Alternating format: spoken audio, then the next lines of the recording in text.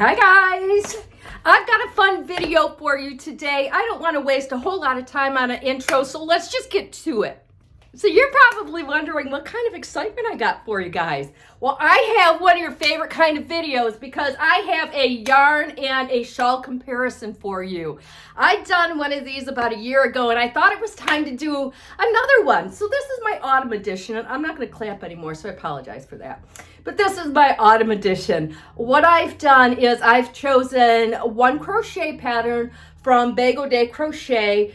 This is the link here, or this is the pattern here. The link will be in the description. And I chose 3 autumn or fall colored yarns, and I used that same pattern and made 3 different shawls. And I think it turned out really fun. I love making the triangle shawls. I hope you guys enjoy this, and I want to hear what you think when you get to the end, which one you like the best. As you can see, I've made a whole lot of progress on this one, and I'm almost done with it. I'm getting ready to do the edging on it right now. I wanted to show you this, though, so you can see in more of the entirety how that ridging shows up here. You know, and I think it just adds one more element of detail without any extra work. There's no special skill. This is so beginner level, and it just adds a nice element, especially on a pattern like this. I think the Premier Puzzles make beautiful triangle shawls. I've done the green. My girlfriend Carrie has it, and it turned out beautiful. They've got a couple other colors that I'm going to end up using because I just love how it comes together. And I love how when you just do these little subtle changes, it just pops. I'm going to show you now how to do that raised row. Okay, for example, without the raised row, this is what you're looking at, okay? On this side here, I've done 2 raised rows. And you can see how it gives it a little bit more style, a little bit more, it elevates it up from beginner level, doesn't it? Look at it. Do you see it versus this? Let's get going. These are just double crochets here.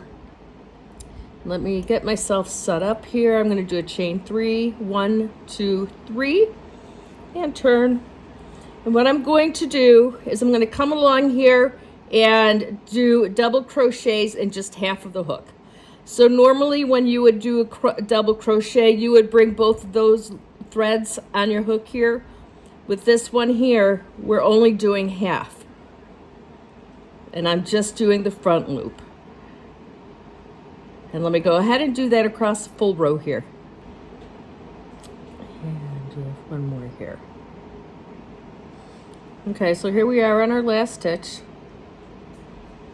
Let's do that crochet here, and then I'm going to do a final one around the whole post. Chain 3, 1, 2, 3, and turn. Okay, and so here you can see the row. This is the side where all the rows are showing up on here now. Another, what you can do too is to kind of, if you want all the rows appearing on the same side and not on opposite sides, you would come back on your next row, okay, double crochet, but what you're going to do is come in the back of the hook here, or back of the loop. So you take the back of that chain, and you pull it through. See, you come in the back of the chain here, and you pull it through. Oops, so pull it through, there we go. And come on the back side here, you see that? I hope that's showing up well for you. But when you pull on the back loop, when you alternate between the front loop and the back loop, it keeps all of your ridges on the same side of your, I'll say, fabric that you're creating, okay? And so here you can see it's pushing that loop up in the front here. And so it's creating all of these extra, you know, kind of details and stitches, stitch definition, right? That's important.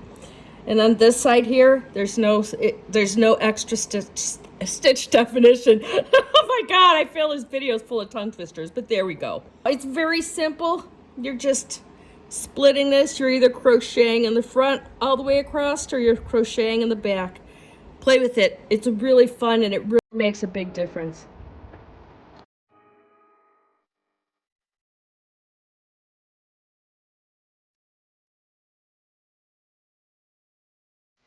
So let's talk about this Caron Colorama Lacy. Caron Colorama Lacy. I don't know why that feels like that Susie sells she shelled by the seashore kind of thing. I probably got that wrong too. But anyway, you know, I want to say some positive things about this yarn here. In case this is fairly new to you, because it's fairly new to me, I worked one project with it before, a granny square kind of, or a hexagon cardigan.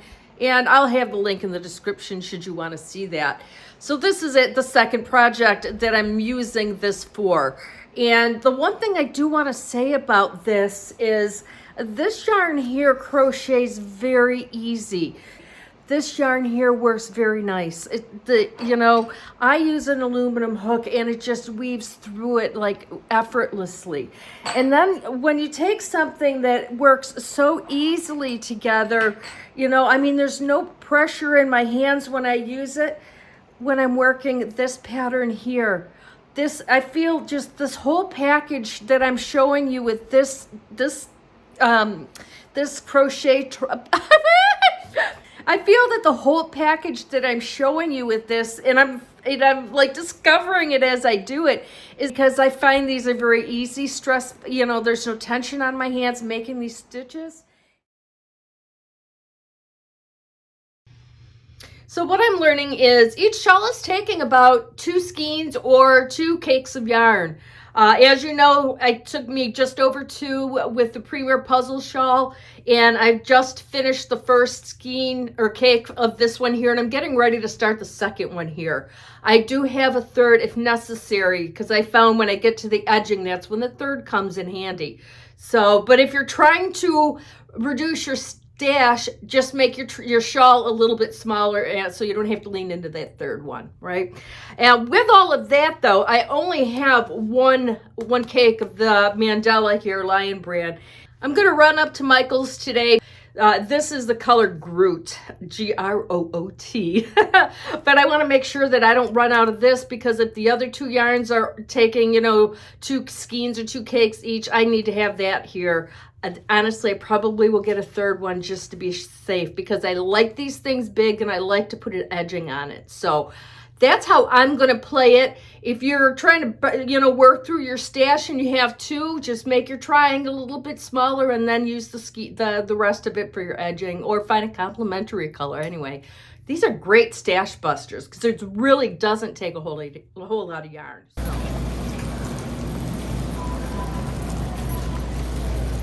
All right, Halloween cookies.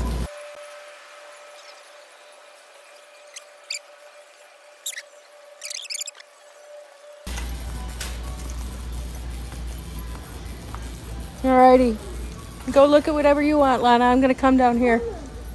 You wanna, what? Here, do you wanna bring the cart over here? Park the cart right here for us. Here you go. Yeah, I'll put it right here. You can go ahead and look at your colors.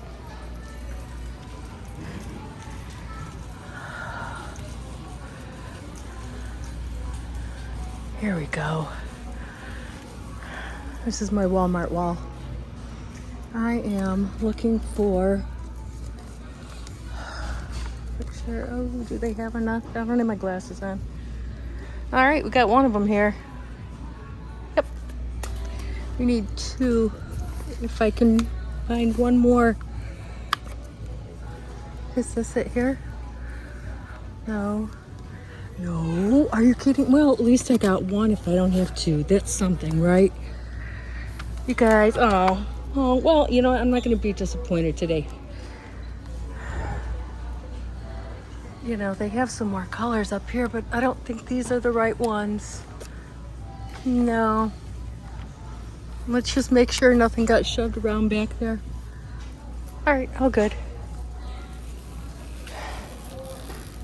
I wanted to move away because there were other shoppers coming over there. Lana's looking at paint, so let's see what she's got going on here. You need black today? Yeah, you did. All right, good job.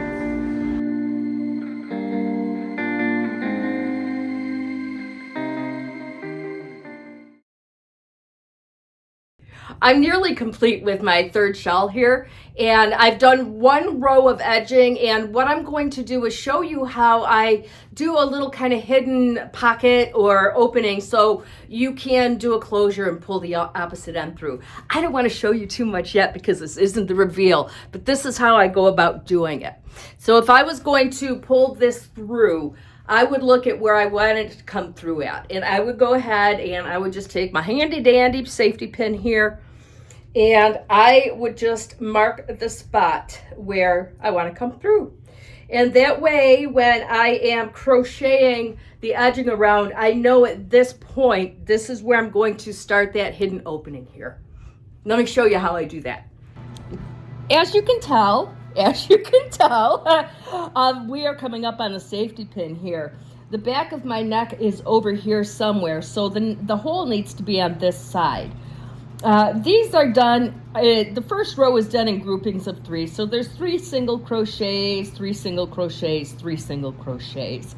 Typically what I do is I make my opening anywhere between 6 and 10 stitches, just depending on the kind of yarn that you're using. Since I have these already in 3 sets and I know that equals 9, what I'm going to do is I'm going to make a chain of 9 stitches, and I'm going to try to keep my tension at the same kind of width that these stitches are here so it lines up, okay? So count them out. 1, 2, 3, 4, 5, 6, 7, 8, 9. Okay. So then we skip 9. We skip these 9 here, and we come over here and we can take the pin out now. You have done your job. Thank you, sir. Okay. So we got 3, 6, 9. So we come in on the 10th stitch, which would be this one here. And we just bring that chain over, and we, oops, get my ring knot knotted in it. There we go. Now we do a single crochet, and then you would just continue with your single crochets as normal. And so when it lays flat, you're not going to see that there if you choose not to use it. So it's really a handy little thing.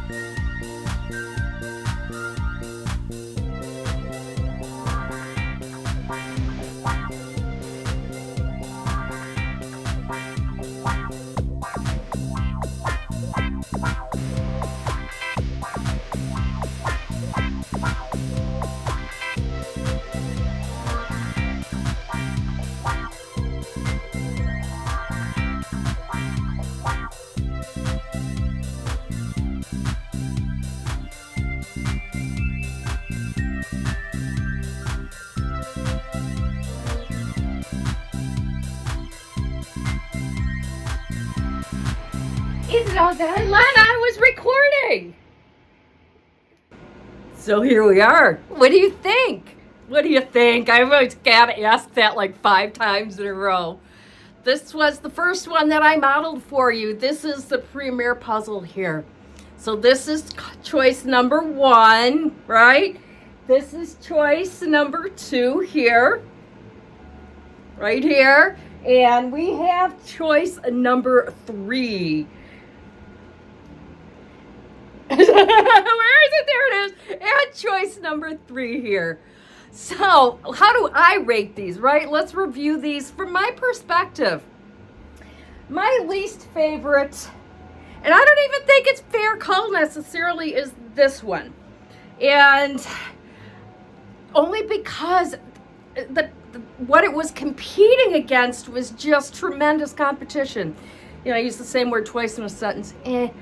I really do like this. The way I styled it, I think, looked really nice. It's really warm in here. You can see me looking shiny. The way I styled it, I think, looked really nice. If you're like into really neutrals and that's your palette when you're dressing, this is lovely. What I really like about this is something about the yarn. It has a weight to it, and I feel like if you were sensitive, it's sensitive to touch and such like this, and you like weighted blankets, this might be a really nice yarn to make something with, because it has a weight to it that kind of feels like it's hugging you, and you might really enjoy that. So, but this is my third because I like bright colors. But that's not to say I might not wear that outfit though, because that was nice. Let's put this over there. Number 2.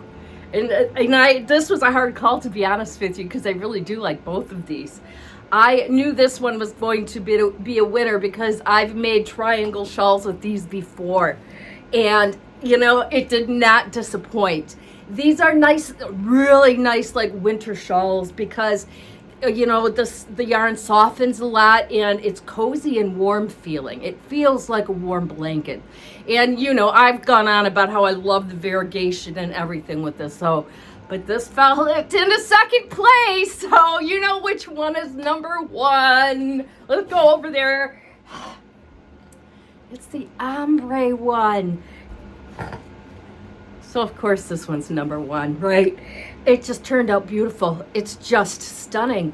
You know, to me, it reminds me of like a southwestern sunset. That's about all I can say. It's got every single color in it. It's beautiful.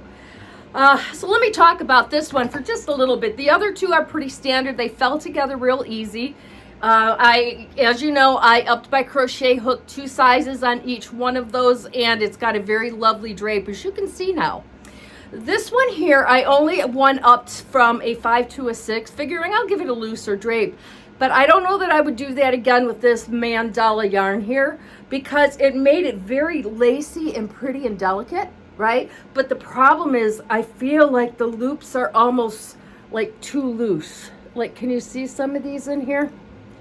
And so that concerns me a little bit about it getting snagged. So if I was to do this a second time, or my recommendation to you guys is with the Mandala yarn, stay with what's recommended, because I'm a little concerned about the width of the loops.